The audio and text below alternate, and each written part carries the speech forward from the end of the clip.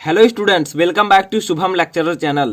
तो स्टूडेंट, इस वीडियो में हम क्लास 12 केमिस्ट्री एनसीईआरटी के फर्स्ट चैप्टर जिसका नाम है ठोस अवस्था या फिर इसे इंग्लिश में कहते हैं सॉलिड स्टेट, इस पूरे चैप्टर को हम एक ही वीडियो में पढ़ेंगे। ठीक है, इस चैप्टर में जितने भी टॉपिक हैं हम एक ही वीडियो में डिस्कस करेंगे। तो आप कॉपी और पेन लेकर बैठ जाइए अगर आपको ये चैप्टर तैयार करना है, इस चैप्टर को अच्छे से पढ़ना है तो। ठीक है, तो चलिए वीडियो को स्टार्ट करते हैं। वीडियो को स्टार्ट करने से पहले आप लोग एक लाइक जरूर दीजिएगा। ठीक है, लाइक करने से मुझे मोटिवेशन मिलेगा। मैं आपके लिए सभी चैप्टर के धीरे धीरे एक एक चैप्टर का जो है एक ही वीडियो में बनाने की कोशिश करूंगा। तो चलिए वीडियो को स्टार्ट करते हैं। तो देखिए, सबसे पहला आपका टॉपिक क्या है, तो ठोस अवस्था चैप्टर है। तो ठोस अवस्था में सबसे पहला टॉपिक आपका होगा क्या, ठोस क्या होता है। ठीक है, तो देखिए ठोस अवस्था जिसे हम इंग्लिश में कहते हैं सॉलिड स्टेट, ये होता क्या है। तो समझिए, ठोस अवस्था हमने हेडिंग डाला। ठीक है, क्या होता है ये कि द्रव्य की वह अवस्था जिसमें अवयवी कण, अब अवयवी कण क्या होते हैं, अवयवी कण जैसे आप परमाणु, अणु, आयन कुछ भी ले सकते हैं। ठीक है, ये सब अवयवी कण हैं। तो अवयवी कण प्रबल अंतरा आणविक बलों द्वारा जालक में समृद्ध संकुलित रहते हैं तथा जिस कारण गति करने में असमर्थ रहते हैं, ठोस अवस्था कहलाती है। ठीक है, यानी कि यहाँ पर सीधा सीधा कहा जा रहा है कि ये ठोस अवस्था जो है ये द्रव्य की ऐसी अवस्था, द्रव्य की कितनी अवस्थाएं होती हैं, ठोस, द्रव, गैस। ठीक है, तो द्रव्य की वह अवस्था जिसमें अवयवी कण जो परमाणु, अणु या आयन होंगे, जैसे इलेक्ट्रॉन हो गया। ठीक है, तो ये सब जो है अंतरा आणविक बलों द्वारा जालक में सम्मिलित संकुलित रहते हैं, क्या कहलाते हैं, ठोस अवस्था कहलाते हैं। ठीक है, इसी के कारण ये गति करने में भी असमर्थ होते हैं।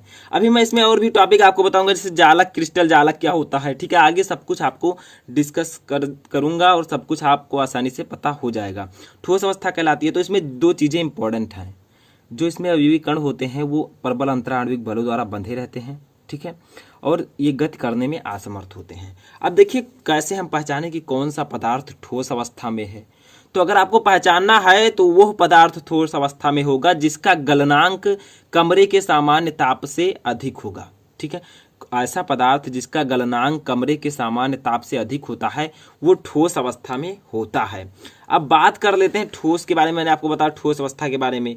अब बात कर लेते हैं कि इसे कितने भागों में बांटा गया है। ठीक है, तो देखिए ठोस का वर्गीकरण, ठोसों का वर्गीकरण, क्लासिफिकेशन ऑफ सॉलिड। ठीक है, तो इसको मेनली टू पार्ट इसका है, दो भागों में इसे बांटा गया है। नंबर 1 है क्रिस्टलीय ठोस या फिर इसे कहते हैं क्रिस्टलाइन सॉलिड। नंबर 2 है अक्रिस्टलीय ठोस जिसे इंग्लिश में कहते हैं एमॉर्फस सॉलिड। ठीक है, दोनों को हम समझेंगे डेफिनेशन एंड एग्जांपल के साथ। तो देखिए सबसे पहला हेडिंग आपका है क्रिस्टलीय ठोस। तो क्रिस्टलीय ठोस क्या होता है। ठीक है, तो ये नोट है, अभी मैं नोट से बताऊंगा, अभी आगे जो मैं बताऊंगा टॉपिक वो मैं लिखकर आपको समझाऊंगा चित्र के साथ। ठीक है, तो देखिए क्रिस्टलीय ठोस क्या होता है, वह ठोस जिसमें अवयवी कण, अब अवयवी कण आपको पता है कि परमाणु, अणु या आयन कुछ भी हो सकते हैं। मैंने यहाँ पर ब्रैकेट में लिखा है अणु, परमाणु या आयन। तो वह ठोस जिसमें अवयवी कण एक निश्चित क्रम में व्यवस्थित रहते हैं, तो इसे हम लोग कहते हैं क्रिस्टलीय ठोस। यानी कि ऐसा ठोस जिसमें जो अवयवी कण होते हैं, चाहे वो अणु, परमाणु या आयन, एक निश्चित क्रम में व्यवस्थित रहते हैं, उसे हम क्रिस्टलीय ठोस कहते हैं। अब क्रिस्टलीय ठोसों में कणों की दीर्घ परासी व्यवस्था पाई जाती है। इसमें जो कण होते हैं वो दीर्घ परास व्यवस्था में होते हैं। इनका ज्यामितीय अभिविन्यास निश्चित होता है, अभी मैं चित्र के साथ आपको समझाऊंगा। ठीक है, इसका जो ज्यामितीय अभिविन्यास होता है वो निश्चित होता है। अब इसका एग्जाम्पल समझ लीजिए, हीरा, क्वार्टज, सिल्वर, ग्रेफाइट, ये ईटीसी आदि। ठीक है, अब समझते हैं क्या, हम लोग इसका चित्र समझ लेते हैं। तो चित्र को कैसे समझेंगे हम लोग क्रिस्टलीय ठोस के, इस प्रकार से जैसे मैंने चित्र बनाया है। ये एक इसकी जो ज्यामितीय व्यवस्था है वो क्या है, मैंने आपको बताया कि निश्चित होता है। ठीक है, तो देखिए इसकी ज्यामितीय व्यवस्था निश्चित है, मैंने बनाया है। अब करेंगे क्या, हम यहाँ पर इसमें अवयवी कण होते हैं, मैंने आपको अभी बताया था अवयवी कण। तो जैसे देखिए अवयवी कण जो होते हैं इसमें एक निश्चित व्यवस्था में उपस्थित होते हैं, इस प्रकार से। ठीक है, एक निश्चित व्यवस्था में जहां उसमें उपस्थित होंगे वही इसमें भी होंगे। तो ये सब अवयवी कण हैं। तो मैं यहाँ बना देता हूँ चित्र को अच्छे से, ताकि आप लोग भी इसे पीडीएफ मैं दे दूंगा डिस्क्रिप्शन में, जाकर डाउनलोड कर लीजिएगा। ठीक है, पहले पढ़ लीजिए, अच्छे से समझ लीजिए। तो देखिए इस प्रकार से जो होते हैं अवयवी कण इस क्रिस्टल में होते हैं। ठीक है, तो आप भी बना लीजिएगा इसी प्रकार से स्टेप बाय स्टेप। ठीक है। तो वे ठोस, मैंने आपको बताया था अभी डेफिनेशन, कि वह ठोस जिसमें जो अणु परमाणु या आयन होते हैं निश्चित क्रम में होते हैं। जैसे देखिए ये एक निश्चित क्रम में जो है आपके अवयवी कण उपस्थित हैं, ठीक है। तो इसे हम कहेंगे क्रिस्टलीय ठोस। और क्या मैंने बताया था कि क्रिस्टल ठोसों में कणों की दीर्घपरास व्यवस्था पाई जाती है, ठीक है। और इनका जो ज्यामितीय अभिविन्यास होता है वो निश्चित होता है। जैसे मैंने इस प्रकार से सभी जो है क्रिस्टल जालक बनाए हैं और इस सभी में अवयवी कण एक क्रम में उपस्थित है, तो इसे हम कहेंगे कौन सा ठोस? क्रिस्टलीय ठोस। दूसरा हमारा क्या आता है? अक्रिस्टलीय ठोस। तो अक्रिस्टलीय ठोस क्या होता है? जिसे हम इंग्लिश में कहते हैं एमार्फस सॉलिड, ठीक है। तो ये क्या होता है इसको समझिए। तो उसका जस्ट उल्टा हो जाएगा। तो क्या होगा? वे ठोस जिनकी संरचनात्मक इकाइयों की व्यवस्था केवल लघुपरासी होती है, यानी कि ऐसे ठोस होते हैं जिनकी अवयवी कणों की जो व्यवस्था होती है वो लघुपरासी होती है, अक्रिस्टलीय ठोस कहलाते हैं। इनके कणों की व्यवस्था अनियमित होती है और जो इनकी ज्यामितीय व्यवस्था होती है वो अनिश्चित होती है, ठीक है, वो एक निश्चित नहीं होती है। तो इसको कैसे समझे? तो समझिए, इसको भी समझ लेते हैं हम लोग। जैसे देखिए ये आपका जैसे चित्र है,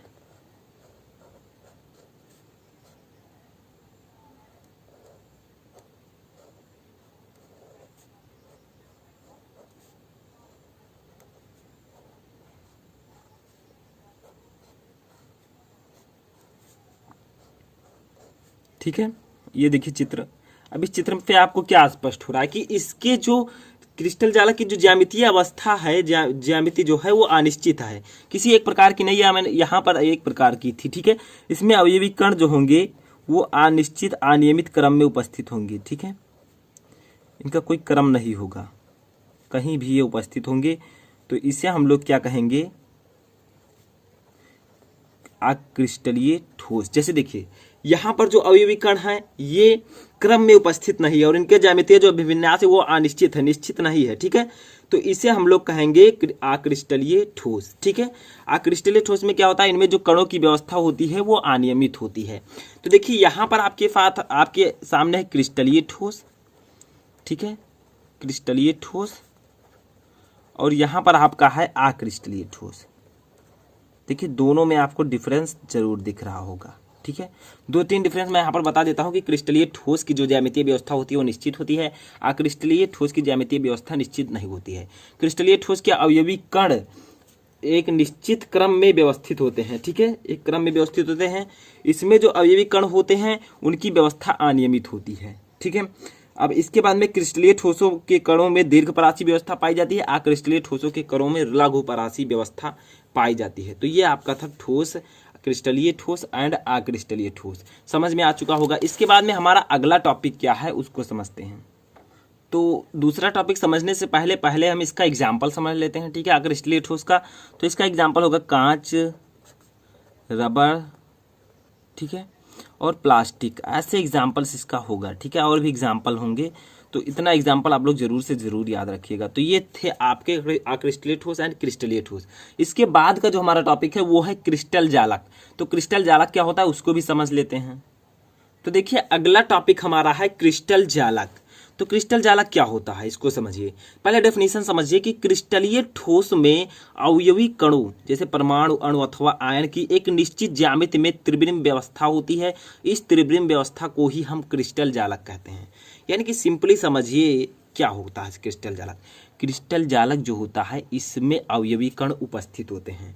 जैसे मैंने आपको बताया था अभी कुछ इस प्रकार से जो स्ट्रक्चर मैंने बनाया था, ठीक है, ये एक क्रिस्टल जालक ही था। इसमें क्या था? अवयवी कणों को व्यवस्थित किया गया था।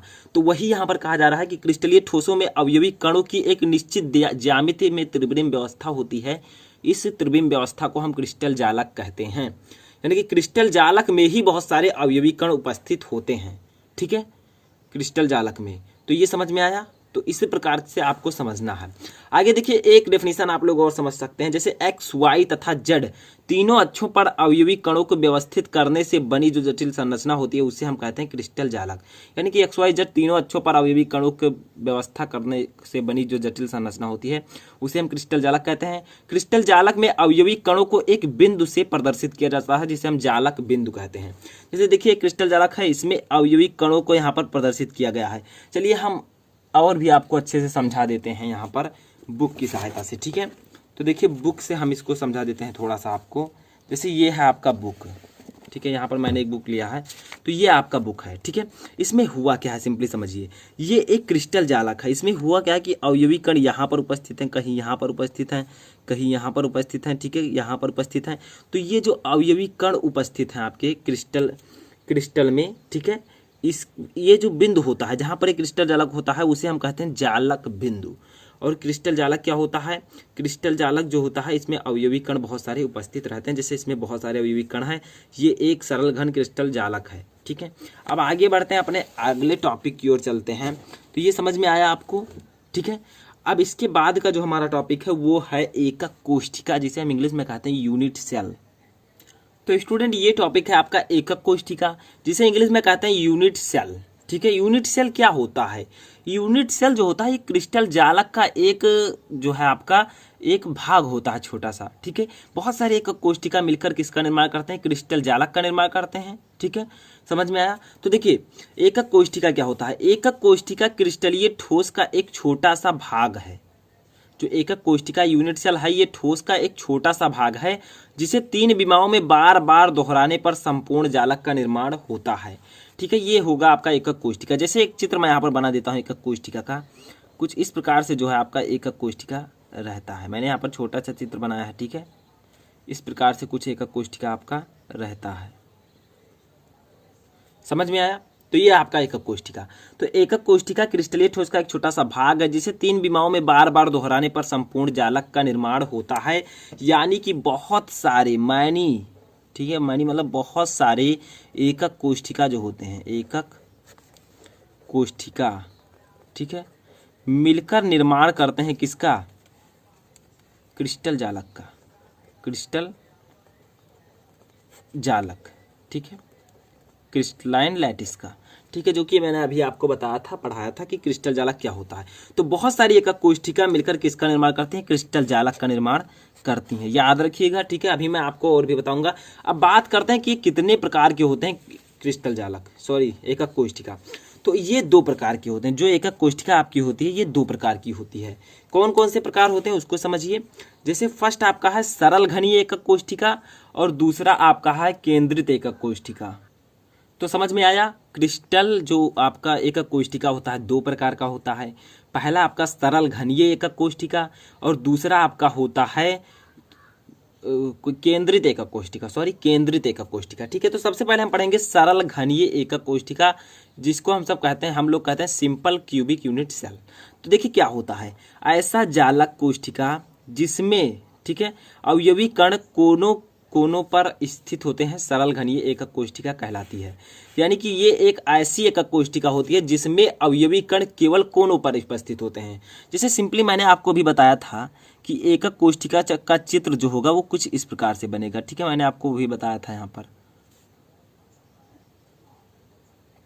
कुछ इस प्रकार से मैंने आपको बताया था। ठीक है, अब बहुत अच्छा मैं बनाने की कोशिश कर रहा हूँ लेकिन बनेगा नहीं उतना अच्छा, तो आप लोग तो बना ही सकते हैं।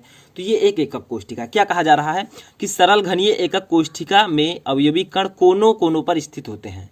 तो इसमें होता क्या है कि कोनों पर सिर्फ अवयवी कण उपस्थित होते हैं। जैसे यहाँ पर है कोना है, ठीक है, यहाँ पर कोना है, यहाँ पर उपस्थित हैं, यहाँ पर उपस्थित हैं, यहाँ पर भी उपस्थित हैं, यहाँ पर उपस्थित हैं, ठीक है, यहाँ पर उपस्थित हैं। ये सब कोने हैं, आपको दिख रहा होगा, कॉपी है। अगर मैं लाइव बताता, अगर एकक कोशिका यानी कि एकक कोशिका को लेकर अगर आपको बताता तो ये सब कोने में आते। ठीक है, तो ये इस प्रकार से जो सरल घनीय एकक कोशिका होती है उसमें जो अवयवी कण होते हैं वो केवल कोनों पर उपस्थित होते हैं। देखिए 1 2 3 4 5 6 7 8 कोनों पर 8 जो है अवयवी कण उपस्थित हैं। तो इसे हम कहेंगे सरल घनीय एकक कोशिका। तो ये एकक कोशिका का फर्स्ट जो है टाइप था। अब दूसरा प्रकार क्या है? तो देखिए दूसरा हमारा है एकक कोशिका का प्रकार केंद्रित एकक कोशिका। अब केंद्रित एकक कोशिका क्या होता है?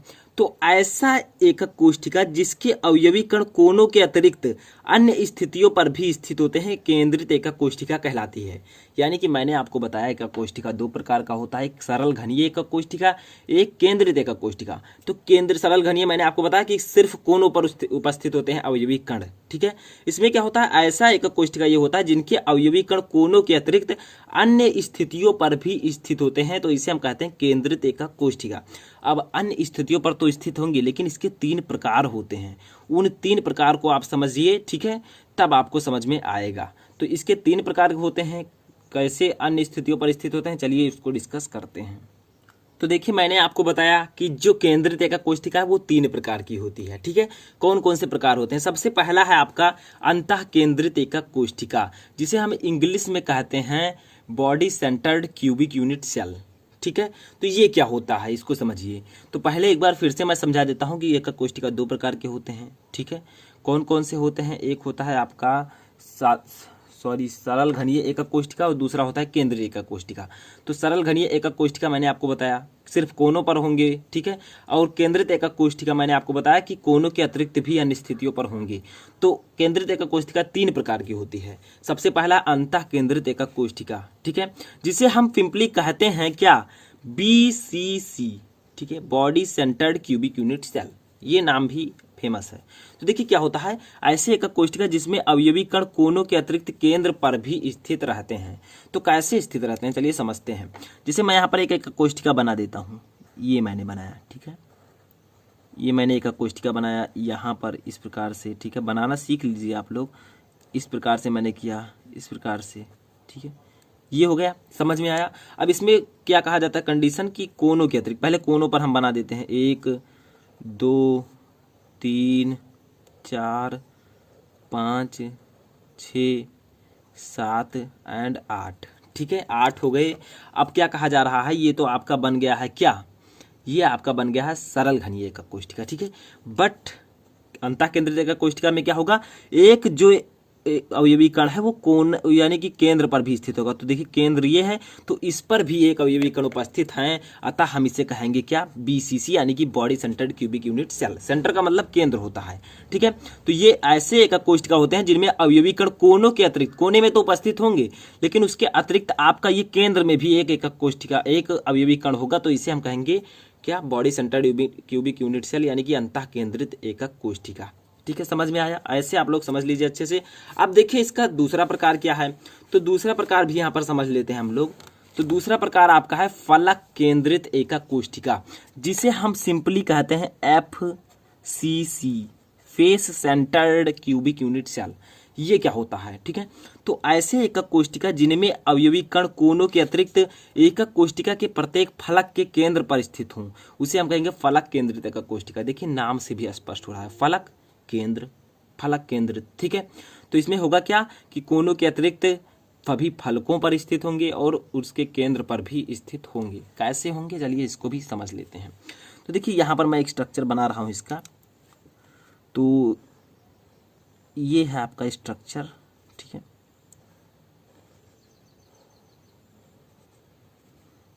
इस प्रकार से कुछ स्ट्रक्चर बनेगा जो कि मैं अभी हमेशा से बनाता रहा हूँ।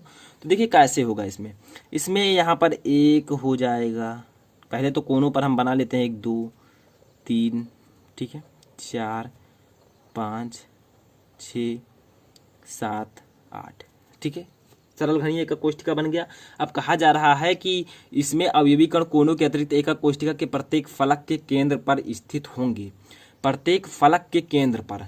जैसे मैंने यहाँ पर कर दिया एक, ठीक है, चलिए इससे कर देते हैं ताकि आपको स्पष्ट दिखे। यहाँ पर एक होगा, ये फलक का केंद्र है, ठीक है, एक यहाँ पर होगा, ठीक है, एक यहाँ पर होगा और एक यहाँ पर होगा, ठीक है। तो इस प्रकार से आपका बनेगा ये क्या, फलक केंद्रित एकक कोष्ठिका। तो इसमें जो होगा स्टूडेंट, आपका जो फलक होगा, ठीक है, फलक केंद्रित घनीय एकक कोष्ठिका में 6 फलक होते हैं। मैंने यहाँ पर 4 बता दिया है, ठीक है। 2 जब आप जैसे ओरिजिनल जब आपके पास क्रिस्टल ये होगा एकक कोष्ठिका तो आपको दिखेगा, ठीक है। जैसे मैं एक यहाँ पर कर दे रहा हूँ, ठीक है, एक यहाँ पर, ठीक है। तो इस प्रकार से जब आप ओरिजिनल लेकर आएंगे तो आपके पास 6 फलक होंगे। तो फलक केंद्रित एकक कोष्ठिका में 6 फलक होते हैं। तो देखिए क्या हुआ, ऐसे एकक कोष्ठिका जिसमें अवयवी कण कोनों के अतिरिक्त किसमें फलक के केंद्र पर उपस्थित हों, उन्हें हम कहेंगे फलक केंद्रित एकक कोष्ठिका। अब यहाँ पर एक चीज़ और पूछा जाता है, उसको क्या समझ लेते हैं। तो देखिए यहाँ पर एक चीज़ और आपको समझना होगा क्या, जैसे मैंने यहाँ पर पढ़ा BCC, ठीक है, यानी कि body centred units cubic unit cell. तो इसमें आपको प्रति इकाई सेल में अवयवी कणों की संख्या भी बतानी होती है। तो हम यहाँ पर क्या लिखेंगे उसको समझ लेते हैं। तो देखिए क्या होगा, BCC यानी कि body centre cubic unit cell, ठीक है। तो BCC में प्रति इकाई सेलों में अवयवी कणों की संख्या पूछी जाती है। अवयवी कणों की संख्या, ठीक है, क्या होगी? तो ये कैसे निकालेंगे आप? तो इसको निकालना होगा तो आपको क्या करना होगा? देखिए 8 कोने हैं, ठीक है, 8 और 8 अवयवी कण है, तो जितने आपके यहाँ पर कोने होंगे, ठीक है, उनको 1/8 कर दिया जाएगा, ठीक है, जितने अवयवी कण हैं। तो देखिए यहाँ पर जो है आपके 8 अवयवी कण स्थित हैं कोनों पर, ठीक है, और आपके 8 कोनों पर स्थित हैं। तो देखिए 8 × 1/8, ठीक है, तो ये क्या होगा आपका, और प्लस आपका क्या होगा, मैंने BCC के लिए निकाला, तो BCC में एक केंद्र पर भी अवयवी कण होता है, तो इसको हम अलग से जोड़ देंगे। तो देखिए क्या होगा, 8 से 8 कट जाएगा, ठीक है, 1 आएगा यहाँ पर, 1 + 1 = आपका ये कितना हो जाएगा, 2 हो जाएगा। तो अगर BCC में अवयवी कणों की संख्या हम निकालेंगे तो क्या हो जाएगा, वो 2 उसका आंसर आ जाएगा, ठीक है। अब इसी प्रकार से हम क्या करेंगे, FCC में निकाल लेंगे, ठीक है। FCC में प्रति इकाई सेलों में अवयवी कणों की संख्या, अवयवी कणों की संख्या कैसे निकालेंगे इसको? तो देखिए FCC की बात हो रही है, तो FCC में मैंने आपको बताया कि 8 × 1/8 तो होगा ही, यानी कि कोनों पर तो 8 परमाणु स्थित हैं, 8 अवयवी कण स्थित हैं और 8 कोने हैं, ठीक है। और क्या होगा, 6 जो हैं आपके फलकों पर अवयवी कण स्थित होंगे, ठीक है, इंटू हम कर देंगे 1/2, ठीक है, इसके केंद्र पर स्थित है। अब देखिए कितना आ जाएगा, 8 से 8 कट जाएगा, 2 से 6 कट जाएगा, 3 आ जाएगा। तो यहाँ पर सिंपली आपका बचेगा क्या, तो देखिए यहाँ पर आपका बचेगा 1 + 3, 3 का 1 से गुणा हो जाएगा तो 3, ठीक है, 1 + 3 = 4। तो अगर कोई पूछे कि FCC में अवयवी कणों की संख्या कितनी होती है, तो आप आंसर दे सकते हैं 4, ठीक है। तो समझ में आया, ये टॉपिक जरूर याद रखिएगा, इसका PDF भी मैं दे दूंगा। तो देखिए क्या हुआ, फलक केंद्रित एकक कोष्ठिका में आपको चित्र मैंने समझा दिया है, 6 फलक होते हैं और इसमें क्या होता है, आपका अवयवी कण कोनों के अतिरिक्त विपरीत फलकों पर भी स्थित होते हैं, ठीक है। अब आगे बढ़ते हैं अपने अगले टॉपिक की ओर। तीसरा प्रकार जो है, तो देखिए एकक कोष्ठिका 3 प्रकार के होते हैं, जिसमें 2 मैंने आपको ऑलरेडी डिस्कस कर दिया है। तीसरा हमारा क्या है, अंत्य केंद्रित एकक कोष्ठिका, ठीक है, अंत्य केंद्रित एकक कोष्ठिका। तो इसमें अवयवी कण कोनों के अतिरिक्त किसी 2 विपरीत फलकों पर भी उपस्थित होते हैं। तो इसमें क्या होता है, अवयवी कण जो होते हैं कोनों पर उपस्थित होते हैं और 2 विपरीत फलकों पर उपस्थित होंगे। जैसे समझिए, बहुत ही सिंपल है ये समझना, ठीक है। तो यहाँ पर मैं समझा देता हूँ इस प्रकार से, ठीक है, एंड इस प्रकार से, ठीक है। ये आपका बन गया है यूनिट सेल, यानी कि एकक कोष्ठिका बना, ठीक है। इसमें क्या होगा, सबसे पहले आप कोनों पर अवयवी कण उपस्थित होंगे, तो 1 2 8 कोने, 8 अवयवी कण, 3 4 5 6 7 8, ठीक है। अब क्या कहा जा रहा है कि अंत्य केंद्रित एकक कोष्ठिका में अवयवी कण कोनों के अतिरिक्त किसी 2 विपरीत फलकों पर उपस्थित होंगे। तो देखिए इसमें 6 फलक थे, जिसमें से 2 विपरीत फलकों पर सिर्फ उपस्थित होंगे, जैसे ये और ये एक दूसरे के विपरीत हैं, ये और ये एक दूसरे के विपरीत हैं। तो यहाँ पर एक दे देते हैं, यहाँ पर एक, ठीक है, एक दूसरे के देखिए विपरीत हैं। तो इस प्रकार से ये आपका होगा अंत्य केंद्रित एकक कोष्ठिका का चित्र, ठीक है। इसमें अवयवी कण कोनों के अतिरिक्त 2 विपरीत फलकों पर भी उपस्थित होंगे। चलिए इसका भी हम निकाल लेते हैं, क्या, प्रति इकाई सेल में अवयवी कणों की संख्या। तो प्रति इकाई सेलों में अवयवी कणों की संख्या, अवयवी कणों की संख्या तो क्या हो जाएगी बताइए। तो सबसे पहले हम लिखेंगे 8 × 1/8, यानी कि 8 परमाणु हैं और 1/8, 8 कोना है, ठीक है। और आपका हो जाएगा +2 × 1/2, ठीक है, 2 × 1/2, 2 विपरीत फलकों पर हैं। तो कैसे इसको लिखेंगे, 8 से 8 कट जाएगा, 2 से 2 कट जाएगा, तो 1 + 1 = आपका आ जाएगा 2। तो अंत्य केंद्रित एकक कोष्ठिका में परमाणु अवयवी कणों की संख्या क्या होती है, 2 होती है, ठीक है। समझ में आया। तो ये थे आपके 3 प्रकार जो कि मैंने आपको यहाँ पर समझाए। अब इसके बाद में हमारा जो अगला टॉपिक है उसको समझते हैं। तो आपका जो एकक कोष्ठिका होता है 2 प्रकार का होता है, सरल घनीय एकक कोष्ठिका, केंद्रित एकक कोष्ठिका। केंद्रित एकक कोष्ठिका 3 प्रकार की होती है, अंतः केंद्रित एकक कोष्ठिका, फलक केंद्रित एकक कोष्ठिका एंड अंत केंद्रित एकक कोष्ठिका। तो ये सब मैंने आपको डिस्कस किया और आपको ये आई होप कि समझ में आ चुका होगा। इसके बाद में जो हमारा अगला टॉपिक है, चलिए उसके बारे में डिस्कस करते हैं। तो देखिए स्टूडेंट, हमारा अगला टॉपिक है संकुलन क्षमता। ठीक है, संकुलन क्षमता या फिर संकुलन दक्षता, तो ये हमारा टॉपिक है। चलिए इसको पढ़ते हैं। तो देखिए सबसे पहले हम इसकी परिभाषा को समझ लेते हैं। ठीक है, संकुलन क्षमता की परिभाषा को देखते हैं क्या है। तो देखिए क्रिस्टल में परमाणु एक दूसरे से बहुत निकट होते हैं तथा परमाणुओं के मध्य कुछ कुल रिक्त स्थान बहुत कम होता है। यानी कि जो क्रिस्टल होते हैं जिसमें अवयवी कण होते हैं, ठीक है, तो अवयवी कण में आप परमाणु को ले सकते हैं, तो परमाणु अणु या आयन किसी को भी ले सकते हैं। तो परमाणु को हमने लिया है। तो क्रिस्टल में जो परमाणु होते हैं वो एक दूसरे से बहुत निकट होते हैं और परमाणुओं के मध्य जो कुल रिक्त स्थान होता है बहुत कम होता है। देखिए अब इसका डेफिनेशन सिंपली समझते हैं। क्रिस्टल में उपलब्ध कुल स्थान का परमाणुओं द्वारा घेरा हुआ अंश संकुलन क्षमता कहलाता है। यानी कि क्रिस्टल में जो कुल स्थान होता है उसमें से जो परमाणु स्थान घेरते हैं, जितना स्थान परमाणु घेरते हैं उसी को हम कहते हैं संकुलन क्षमता। ठीक है, तो चलिए कैसे इसका सूत्र समझेंगे उसको समझ लेते हैं। तो सूत्र भी मैंने यहाँ पर लिखा है, क्या है, यदि किसी क्रिस्टल संरचना की एकक कोष्ठिका में उपस्थित परमाणुओं द्वारा कोष्ठिका का घेरा हुआ आयतन VOCCU और एकक कोष्ठिका का कुल आयतन V सेल है तो इसका सूत्र क्या होगा। यानी कि यहाँ पर कहा जा रहा है कि किसी क्रिस्टल संरचना, अगर कोई क्रिस्टल जालक है जिसकी एकक कोष्ठिका में उपस्थित क्या है, परमाणु हैं, ठीक है, तो परमाणु द्वारा कोष्ठिका का घेरा हुआ कुल आयतन इतना है, अगर इस से हम प्रदर्शित करें और एकक कोष्ठिका का कुल आयतन इससे प्रदर्शित करें तो क्या होगा। ठीक है, यानी कि एकक कोष्ठिका का कुल आयतन और परमाणु द्वारा घेरा गया आयतन, तो क्या होगा इसका सूत्र, संकुलन क्षमता बराबर VOCCU, यानी कि क्रिस्टल जालक में परमाणुओं द्वारा घेरा गया आयतन अपान V सेल, यानी कि कुल एकक कोष्ठिका का आयतन इंटू 100, ये इसका सूत्र होगा। ठीक है, यानी कि कोई एकक कोष्ठिका है, क्रिस्टल जालक है, ठीक है, तो क्रिस्टल जालक में एकक कोष्ठिका में परमाणुओं द्वारा घेरा गया आयतन, उसको हमने डिनोट किया VOCC से अपान कुल आयतन, ठीक है, V सेल से इंटू 100, ये इसका होगा फार्मूला। ठीक है, तो याद रखिएगा। अब देखिए मैंने आपको बताया एकक कोष्ठिका कई प्रकार के होते हैं, जैसे सरल घनीय एकक कोष्ठिका, काय केंद्रित घनीय एकक कोष्ठिका, फलक केंद्रित घनीय एकक कोष्ठिका।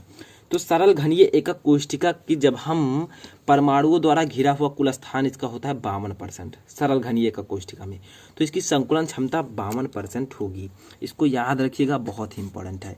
तो सरल घनीय एकक कोष्ठिका की जो संकुलन क्षमता होती है वो 52% होती है। ठीक है, उसके बाद में BCC यानी कि काय केंद्रित घनीय एकक कोष्ठिका, body centred cubic unit cell में जो परमाणुओं द्वारा घेरा गया आयतन होता है वो 68% और कुल संकुलन क्षमता 68% होती है। क्यों? परमाणुओं द्वारा घिरा आयतन और संकुलन क्षमता बराबर क्यों है? क्योंकि मैंने आपको डेफिनेशन में बताया कि जो एकक कोष्ठिका जो होते हैं उसमें जो अवयवी कण होते हैं, ठीक है, परमाणु होते हैं, उन परमाणुओं द्वारा घेरे गए आयतन को ही हम संकुलन क्षमता कहते हैं। तो जितना परमाणु द्वारा घेरा गया स्थान होगा वही उसकी संकुलन क्षमता होगी। ठीक है, और उसके बाद में फलक केंद्रित घनीय एकक कोष्ठिका यानी कि FCC द्वारा घेरा गया कुल आयतन, यानी कि इसकी संकुलन क्षमता होगी 74%। ये क्यों इंपॉर्टेंट है? क्योंकि ये आपसे पूछा जाता है बार बार कि काय केंद्रित घनीय एकक कोष्ठिका की संकुलन क्षमता कितनी होगी, सरल घनीय फलक केंद्रित, तो इसको याद रखिएगा 52%, 68% एंड 74 यानी कि 74%। चलिए इसके बाद का जो टॉपिक है उसको हम डिस्कस करते हैं। तो देखिए इसके बाद हमारा टॉपिक आता है क्रिस्टलों में दोष।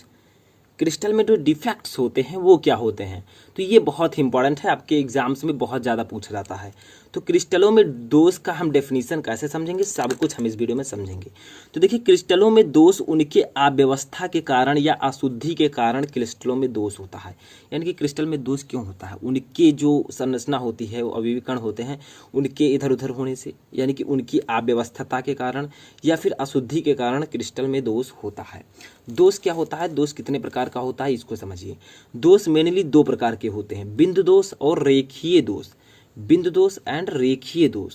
ठीक है, अब बिंदु दोष कितने प्रकार का होता है, बिंदु दोष होता है दो प्रकार का, जिसे हमें इस वीडियो में पढ़ना है।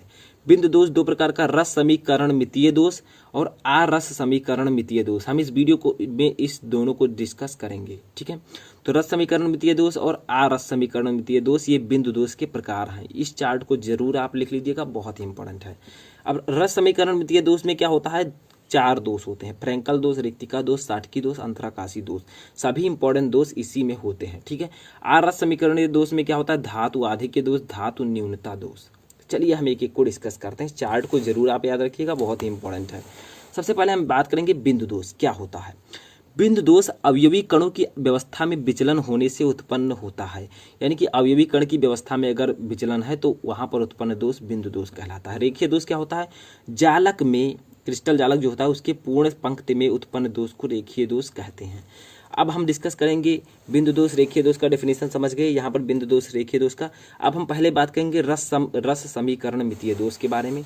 तो रस समीकरण मितीय दोष क्या होता है, यह दोष एक ऐसा दोष होता है जो दोष के पहले तथा दोष के बाद अनुपात समान होता है। यानी कि यह एक ऐसा दोष होता है जिसमें दोष के पहले और दोष के बाद दोनों समय अनुपात समान रहता है। तो रस समीकरण मितीय दोष चार प्रकार के होते हैं, फ्रैंकल दोष, रिक्तिका दोष, साटकी दोष, अंतराकाशी दोष। तो चलिए उनके बारे में डिस्कस कर लेते हैं। तो देखिए रस समीकरण मितीय का जो पहला टाइप है वो है साटकी दोष। साटकी दोष क्या होता है पता है, मैंने आपको इसे अलग वीडियो में भी बताया, लेकिन चलिए जान लेते हैं। तो देखिए साटकी दोष क्या होता है, साटकी दोष क्रिस्टल में एक ऐसा दोष होता है जिसमें धनायन तथा ऋणायन समान संख्या में अपने स्थान से लुप्त होते हैं। लुप्त होने के कारण उत्पन्न दोष को साटकी दोष कहते हैं या साटकी दोष कहलाता है, ठीक है। यानी कि साटकी दोष क्रिस्टलों में होता है जिसमें अभी भी कण होते हैं। मैंने आपको बताया क्रिस्टल में अभी भी कण होते हैं, एक कोष्टिका होती है। तो क्रिस्टल में, ठीक है, एक ऐसा दोष, ये एक ऐसा दोष होता है जिसमें धनायन और ऋणायन दोनों समान संख्या में अपने स्थान से लुप्त हो जाते हैं। जैसे समझिए, जैसे ये है एक क्रिस्टल जालक, चलिए बना लेते हैं। ये एक क्रिस्टल जालक है, ठीक है, जिसमें धनायन और ऋणायन है। तो धनायन और ऋणायन को भी हम बना लेते हैं। यहाँ पर ये है आपका धनायन, ये प्लस, ठीक है, उसके बाद में बी माइनस आपका ऋणायन, ठीक है, ये प्लस धनायन, बी माइनस ऋणायन, ये, ठीक है, बी माइनस ऋणायन, फिर बी माइनस ऋणायन, ये प्लस धनायन, बी माइनस ऋणायन, ये धनायन, ठीक है, फिर ए धनायन, बी ऋणायन, ये धनायन, बी ऋणायन। यानी कि धनायन और ऋणायन की बात हो रही है, ठीक है। अब यहाँ पर क्या है, ये आपका सिंपल है, यानी कि इसमें कोई भी दोष इस समय उपस्थित नहीं है। अब देखिए ये आपका जो है ये एक साधारण जालक है, तो लिख देते हैं यहाँ पर साधारण क्रिस्टल जालक या फिर जालक, ठीक है। अब देखिए इसमें दोष उत्पन्न करना है, तो क्या कहा गया कि साटकी दोष क्रिस्टल में एक ऐसा दोष है जिसमें धनायन तथा ऋणायन समान संख्या में अपने स्थान से गायब हो जाते हैं। जैसे यहाँ पर लिखते हैं ए प्लस, ठीक है, यानी कि धनायन ऋणायन, धनायन ऋणायन, ठीक है। अब यहाँ पर ऋणायन, ठीक है, यहाँ पर धनायन, ऋणायन, धनायन, ठीक है, फिर यहाँ पर धनायन, ऋणायन और यहाँ पर ऋणायन। अब देखिए क्या हुआ है, यहाँ पर समझिए, मायनू का आपको समझना पड़ेगा, ठीक है, अच्छे से। तो यहाँ पर देखिए दो रिक्त स्थान हैं। क्या कहा गया है इस दोष में कि इस दोष में एक ऐसा दोष है जिसमें धनायन और ऋणायन समान संख्या में गायब होते हैं। तो देखिए यहाँ पर क्या है, यहाँ पर पहले ऋणायन था, बी माइनस, यानी कि ऋणायन था, और यहाँ पर क्या था, पहले धनायन था। अब दोनों स्थान पर ऋण रिक्त स्थान है, तो यहाँ से एक धनायन और एक ऋणायन दो गायब हैं। तो यहाँ पर जो उत्पन्न दोष होगा उसे हम लोग कहेंगे साटकी दोष, ठीक है। और ये जो जालक आपका होगा ये होगा दोष युक्त जालक, दोष जालक, ठीक है, दोष वाला जालक। तो इस जालक में क्या होगा, दोष उत्पन्न हो गया है, जिसे हम कहेंगे साटकी दोष, क्योंकि यहाँ पर एक धनायन और एक ऋणायन समान संख्या में गायब हुए हैं। समझ में आया? तो साटकी दोष में धनायन और ऋणायन समान संख्या में गायब हो जाते हैं और इसके कारण क्रिस्टल का जो घनत्व होता है वो घटता है, क्योंकि दोनों गायब हो गए हैं, ठीक है, कम होता है। तो चलिए अब इसके बाद में, तो स्टूडेंट हमारा रस समीकरण मितीय दोष का जो दूसरा प्रकार है वो है रिक्तिका दोष, ठीक है। रिक्तिका दोष क्या होता है? तो देखिए नाम से यह स्पष्ट है कि यदि किसी क्रिस्टल जालक में अवयवी कण अपने स्थान से बाहर निकल जाता है तो उत्पन्न दोष को रिक्तिका दोष कहते हैं। यानी कि रिक्तिका दोष वह दोष होता है जिसमें क्रिस्टल जालक में अवयवी कण अपने स्थान से बाहर निकल जाते हैं, ठीक है। तो वहां पर जो उत्पन्न दोष होता है उसे हम कहते हैं रिक्तिका दोष। अब जैसे इसे कैसे हम लोग समझेंगे तो समझिए इसको। तो देखिए सबसे पहले हम क्या करेंगे, क्रिस्टल जालक एक बनाएंगे, जैसे मैंने पहले बनाया था। तो ये है एक क्रिस्टल जालक, ठीक है। इसमें होता क्या है सिंपली, तो इसमें देखिए जैसे अवयवी कण है, मैं यहाँ पर अवयवी कण बना देता हूँ। जैसे ये मान लीजिए अवयवी कण है, ठीक है, अवयवी कण है ये, ठीक है। देखिए मैं बना रहा हूँ अवयवी कण, ठीक है। तो ये तो साधारण जालक है। अब देखिए अगर आपको रिक्तिका दोष को दर्शाने वाला जालक बनाना है तो कैसे बनाएंगे, तो कुछ इस प्रकार से आपको स्ट्रक्चर बनाना होगा, ठीक है। स्ट्रक्चर में आपको करना क्या है कि रिक्तिका दोष में जो अवयवी कण होते हैं वो अपने स्थान से गायब हो जाते हैं, बस रिक्त हो जाता है स्थान, उसी को हम लोग कहते हैं रिक्तिका दोष, ठीक है। तो देखिए इसे सिंपली,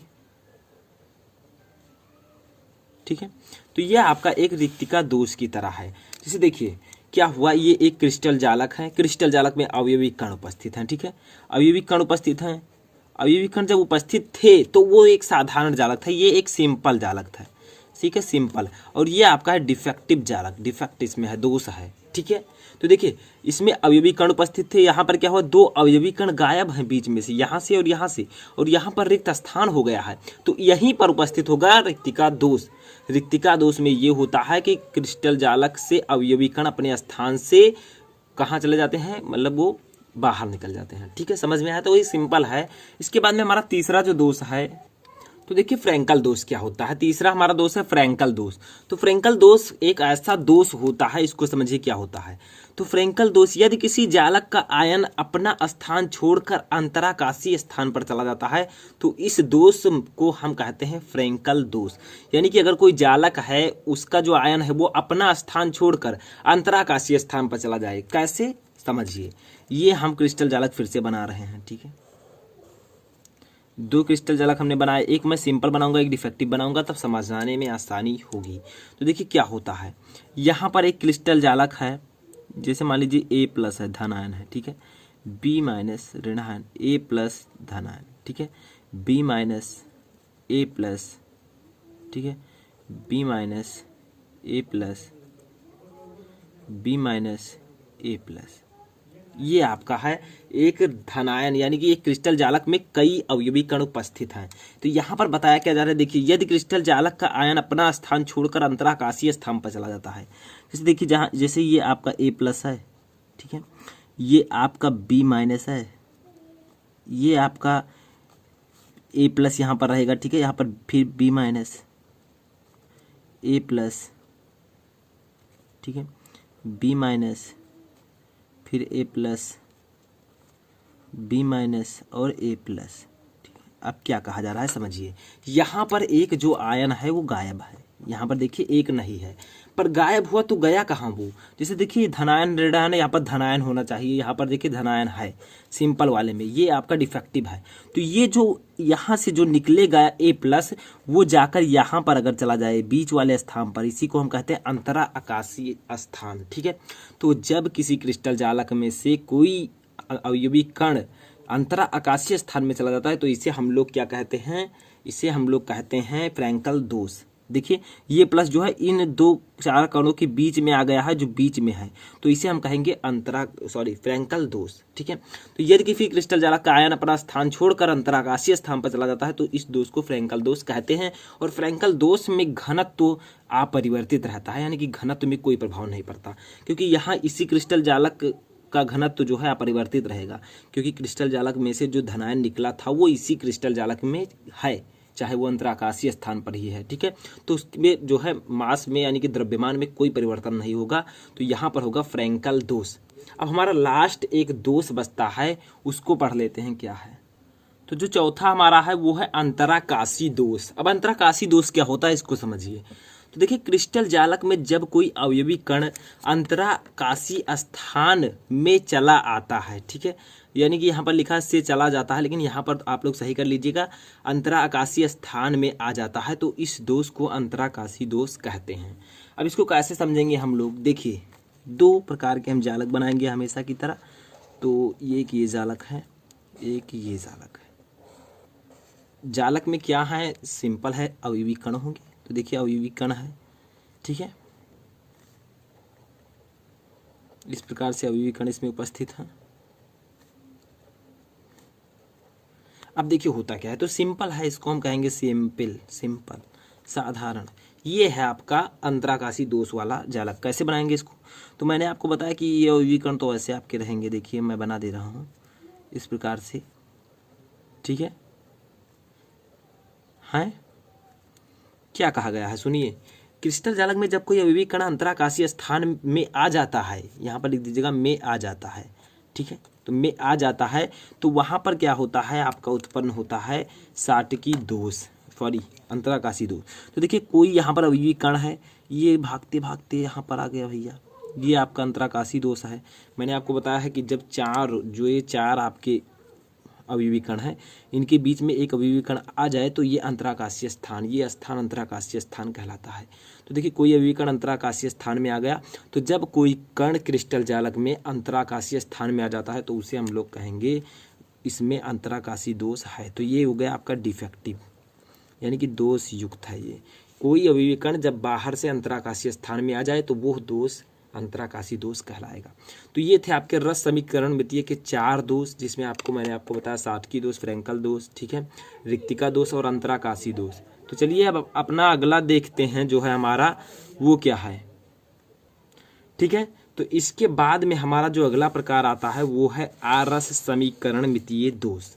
तो इसको कैसे समझेंगे, तो आरस समीकरण मितीय दोष में क्या होता है, इस दोष में दोष से पहले तथा दोष के बाद धनायन तथा ऋणायन समान नहीं होता है। उसमें क्या था, दोष के पहले और दोष के बाद दोनों का अनुपात समान होता था। तो इसको समझते हैं। तो इसमें सबसे पहला दोष आपका आता है धातु आधिक्य दोष। जो आरस समीकरण मितीय दोष होता है उसे 2 दोष होते हैं, धातु आधिक्य दोष और धातु न्यूनता दोष। धातु आधिक्य दोष जो आपका होता है, इसमें धनायनों की अधिकता होती है या फिर ऋणायनों की कमी होती है। कैसे समझिए, तो देखिए जब NaCl के क्रिस्टल को Na वाष्प पर गर्म किया जाता है तो Na क्रिस्टल के सतह पर जम जाता है सोडियम, ठीक है। अभी मैं समझाऊंगा चित्र के साथ। तो सोडियम इलेक्ट्रॉन का त्याग करता है और Na+Cl- से जुड़ जाता है, इलेक्ट्रॉन रिक्त स्थान पर चला जाता है। इस प्रकार Na का आधिक्य हो जाता है और रिक्त स्थान को F केंद्र कहते हैं। इसे हम कहेंगे धातु आधिक्य दोष। कैसे, चलिए हम समझते हैं चित्र से। तो देखिए इसमें कहा क्या गया है कि क्रिस्टल जालक में Na और Cl है, ठीक है। तो हम लिख देते हैं Na+, इसमें मान लीजिए उपस्थित है, Cl- है, Na+ है, ठीक है, और Cl- है, फिर यहाँ पर आपका Cl- है, ठीक है, Na+ है, Cl- है, Na+ है, ठीक है। तो इस प्रकार से आपके इसमें अवयवी कण उपस्थित हैं, ठीक है। तो देखिए कैसे हम इसमें समझेंगे इसको।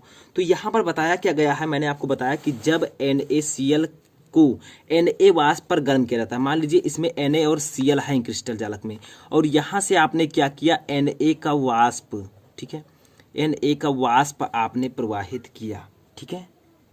तो देखिए जब आपने Na का वाष्प प्रवाहित किया तो इसमें एक जो है Na की एक प्रवृत्ति होती है। ये जो होता है ये क्या करता है, इलेक्ट्रॉनों का त्याग करता है। तो ये धन आयन है, ठीक है, Na+ और E-, यानी कि ये इलेक्ट्रॉनों का त्याग करता है, E- यानी कि इलेक्ट्रॉन का त्याग करता है, ठीक है। तो क्या बताया मैंने आपको, जब कोई क्रिस्टल जालक है जिसमें Na+ और Cl- आयन उपस्थित हैं, ठीक है, इसमें हमने क्या किया, Na का प्रवाह किया, Na को प्रवाहित किया, ठीक है, इसकी सतह से। तो जब इसकी सतह से Na को प्रवाहित किया तो Na जो है ये इलेक्ट्रॉनों का त्याग करता है, ये इसकी प्रवृत्ति होती है। अब देखिए हम यहाँ पर भी इसी को बना देते हैं चित्र को, Na+, Cl-, Na+, Cl-, Cl-, ठीक है, Na+, ठीक है, इस प्रकार से मैंने बनाया। अब देखिए यहाँ से हमने इलेक्ट्रॉनों का प्रवाह किया था, ठीक है, यहाँ से हमने सोडियम का प्रवाह किया, तो इसमें इलेक्ट्रॉन के त्यागने की प्रवृत्ति होती है। तो देखिए यहाँ पर क्या होगा, यहाँ पर जब आपका होगा, इसमें जब दोष होगा धातु आधिक्य का, तो Na+ जो है ये क्या करेगा, Na+ जो है ये यहाँ पर Cl- तो होना चाहिए, मैंने आपको यहाँ पर बताया Na+ Cl- होना चाहिए, ठीक है। तो ये Cl- से मिलकर, ठीक है, Cl- से मिलकर बना लेगा NaCl, और जो आपका ये स्थान बचेगा, ये वाला जो स्थान बचेगा, यहाँ पर सिर्फ और सिर्फ इलेक्ट्रॉन बचेगा, ठीक है, इलेक्ट्रॉन। तो समझ में आया, मैं एक बार फिर से बता देता हूँ, अभी समझिए स्टेप बाय स्टेप। जब एक क्रिस्टल जालक हमने लिया, उसमें Na+ और Cl- आयन है, ठीक है। हमने क्या किया, उस क्रिस्टल जालक के सतह से Na का प्रवाह किया सतह पर, ठीक है। Na का जब हमने प्रवाह किया तो Na सोडियम जो होता है ये इलेक्ट्रॉनों को त्यागता है, और यहाँ पर क्या हुआ, इसके अंदर Cl- भी था, ठीक है। तो Cl- और Na+ ने कहा मेरे साथ बॉन्ड बना दो, क्योंकि Na+ जो है वो इलेक्ट्रॉनों को त्यागता है और Cl जो है माइनस वो इलेक्ट्रॉनों को ग्रहण करता है, तो दोनों का आपस में जो है बॉन्ड बन जाता है, NaCl बन गया, ठीक है। तो क्या हुआ, इस क्रिस्टल जालक से एक Cl बाहर निकला, तो जब Cl बाहर निकला तो यहाँ पर रिक्त स्थान हुआ, और इस रिक्त स्थान पर सिर्फ और सिर्फ इलेक्ट्रॉन बचा। तो जब जिस रिक्त स्थान पर इलेक्ट्रॉन बचेगा उसको हम लोग कहेंगे F केंद्र, ठीक है, F केंद्र। अब F केंद्र होता क्या है, F केंद्र किसे कहते हैं, डेफिनेशन बताइए। तो F केंद्र वह केंद्र है जब किसी क्रिस्टल जालक से, ठीक है, आयन के निकलने पर इलेक्ट्रॉन आ जाता है, तो वहां पर F केंद्र उपस्थित हो जाता है, इसको हम कहेंगे, इस स्थान को F केंद्र। तो समझ में आया, एक बार फिर से समझिए। एक क्रिस्टल जालक है जिसमें Na+ और Cl- आयन है, उस क्रिस्टल जालक के ऊपर से हमने Na का प्रवाह किया, तो Na+ जो है, Na जो है वो इलेक्ट्रॉन को त्यागने की प्रवृत्ति रखता है, ठीक है। क्या हुआ, जब इलेक्ट्रॉन को त्यागने की प्रवृत्ति रखता है Na+, तो Cl भी इस क्रिस्टल जालक में उपस्थित है, तो Cl- जो है इलेक्ट्रॉन को ग्रहण करने की प्रवृत्ति रखता है। तो Na+ ने कहा कि मेरे साथ बॉन्ड बनाइए, तो बॉन्ड बना लिया Na+ और Cl- ने, बन गया NaCl, और जो Cl यहाँ से निकला था इसके साथ बॉन्ड बनाने के लिए, उस स्थान को हम कहेंगे F केंद्र, क्योंकि वहाँ पर इलेक्ट्रॉन उपस्थित हो गया। अब देखिए F केंद्र जो है ये इलेक्ट्रॉन है क्या, इस इलेक्ट्रॉन को हम कहेंगे मुक्त इलेक्ट्रॉन, ठीक है, मुक्त इलेक्ट्रॉन। अब मुक्त इलेक्ट्रॉन क्या होता है, मुक्त इलेक्ट्रॉन वो इलेक्ट्रॉन होते हैं जो या तो वैद्युत धारा में, जो आपका इलेक्ट्रिक करंट होता है उसमें मुक्त इलेक्ट्रॉनों द्वारा धारा का प्रवाह होता है, ठीक है, या फिर मुक्त इलेक्ट्रॉन रंगों के लिए उत्तरदायी होते हैं। जैसे देखिए हमने नमक तो लिया था, Na+ Cl- NaCl नमक है, तो इसका रंग सफ़ेद है, इस क्रिस्टल का रंग सफ़ेद है क्योंकि इसमें अभी दोष नहीं है, धातु आधिक्य दोष, और इस क्रिस्टल का रंग पीला पड़ गया है। पीला क्यों पड़ गया, क्योंकि इसमें दोष उत्पन्न हो गया धातु आधिक्य दोष का। Na+ जो है उसने Cl- को ग्रहण कर लिया, Cl- के स्थान पर F केंद्र आ गया, और जब F केंद्र आ गया तो F केंद्र के आने से ये जो आपका क्रिस्टल जालक हो गया ये पीला पड़ गया। तो इस NaCl का रंग सफ़ेद, इसका पीला, क्योंकि यहाँ पर F केंद्र उपस्थित है, ठीक है। तो ये जो है F केंद्र मुक्त इलेक्ट्रॉनों के कारण उपस्थित है, और मुक्त इलेक्ट्रॉन रंगों के लिए उत्तरदायी होते हैं, तो ये आपका पीला हो गया। और सिंपली हम समझ सकते हैं कि यहाँ पर Na+ जब क्रिस्टल जालक में से Cl- निकला, ठीक है, Cl- निकला, तो Na+ की अधिकता हो गई। तो मैंने आपको डेफिनेशन में बताया था कि धातु अधिकता दोष वह दोष है जिसमें धनायन की अधिकता होती है या फिर ऋणायनों की कमी होती है। तो देखिए Cl- निकल गया था, तो Cl- निकला तो ऋणायनों की कमी हुई, और Na+ यानी कि किसका, धनायनों की अधिकता हुई। तो इसे हम कहेंगे क्या, धातु आधिक्य दोष। समझ में आया। तो इसके बाद में एक दोष और है जो कि है धातु न्यूनता दोष, वो भी आरस समीकरण मितीय का एक प्रकार है। तो देखिए धातु न्यूनता दोष का डेफिनेशन क्या होता है, ये बहुत ही इजी है, इसको समझ लीजिए क्या होता है। तो धातु न्यूनता दोष सिंपली नाम से ही स्पष्ट है कि जब किसी क्रिस्टल में धातु अथवा आयन, धातु आयन अर्थात धनायन अपेक्षा से कम होते हैं तो यह दोष धातु न्यूनता दोष कहलाता है। यानी कि धातु आधिक्य दोष में क्या था, उसमें धनायनों की अधिकता हो रही थी और ऋणायनों की कमी हो रही थी, और धातु न्यूनता दोष में क्या हुआ है, इसमें धनायनों की कमी जब होती है तो यहाँ पर उत्पन्न दोष धातु न्यूनता दोष कहलाता है। डेफिनेशन लिख दीजिएगा।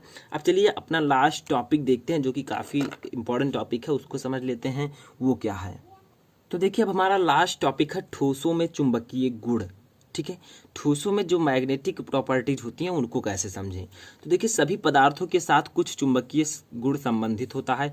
इन गुणों की उत्पत्ति इलेक्ट्रॉनों के कारण होता है, यानी कि इलेक्ट्रॉन जब होंगे तो उसमें चुंबकीय गुण उत्पन्न होता है। ठीक है, जैसे आपका लोहा है, इसमें बहुत सारे इलेक्ट्रॉन रहते हैं, ठोस है और इसमें प्रबल अंतराणविक बलों द्वारा बंधे होंगे तो क्या होगा, इसमें चुंबक जब आप लेकर जाएंगे इसके समीप तो इसमें जो है चुंबक एक दूसरे को आकर्षित करेंगे। ठीक है, तो इसी प्रकार से चुंबकीय गुण हम समझेंगे।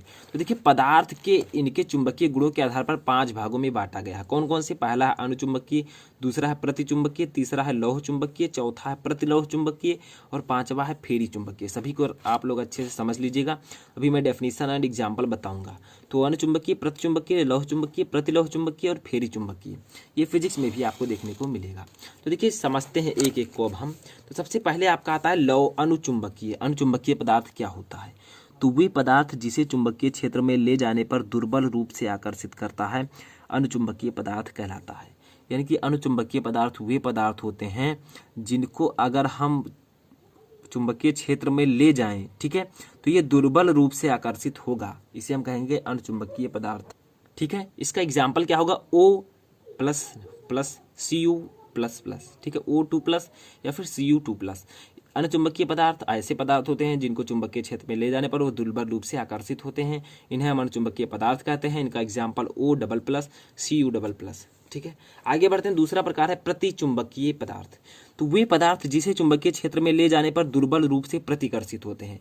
वहां पर दुर्बल रूप से आकर्षित होते थे, यहाँ पर वे पदार्थ जो चुंबकीय क्षेत्र में ले जाने पर दुर्बल रूप से प्रतिकर्षित होते हैं प्रतिचुंबकीय पदार्थ कहलाते हैं।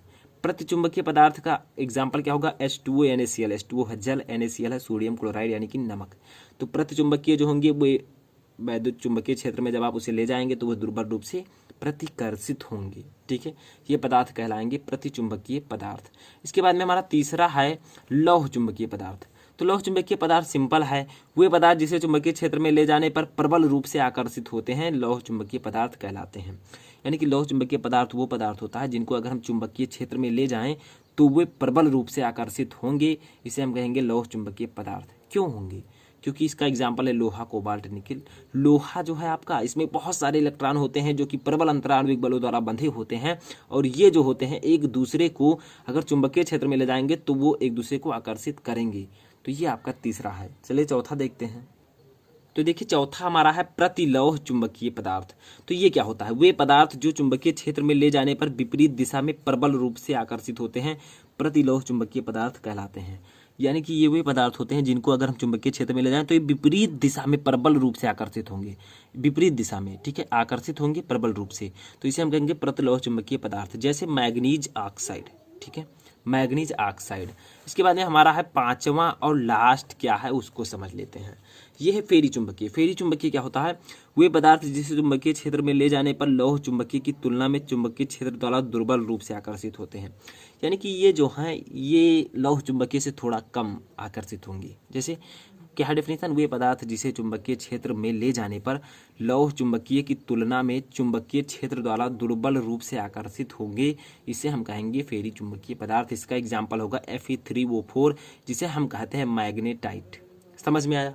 ये था आपका पूरा ठोस अवस्था चैप्टर। आशा करता हूँ आपको सभी कुछ अच्छे से समझ में आ चुका होगा। तो फेरी चुंबकीय पदार्थ समझ में आया, सब कुछ आ गया होगा। मैंने बहुत सारे टॉपिक इसमें डिस्कस किए। इस वीडियो को अगर आपने लास्ट तक देखा होगा तो आपको ये सभी चीज़ समझ में आ चुकी होंगी। इसी प्रकार मैं आपका सेकंड लेसन भी बनाऊंगा, सभी लेसन्स को बनाऊंगा स्टेप बाय स्टेप। तो चैनल पर नए चैनल को सब्सक्राइब कर लीजिएगा, वीडियो को लाइक कर दीजिएगा और ये सभी टॉपिक मैं आपको PDF भी डिस्क्रिप्शन में दे दूंगा, जाकर वहाँ से डाउनलोड कर लीजिएगा। तो इस वीडियो में फ़िलहाल इतना ही। आप लोग तैयारी करते रहिए।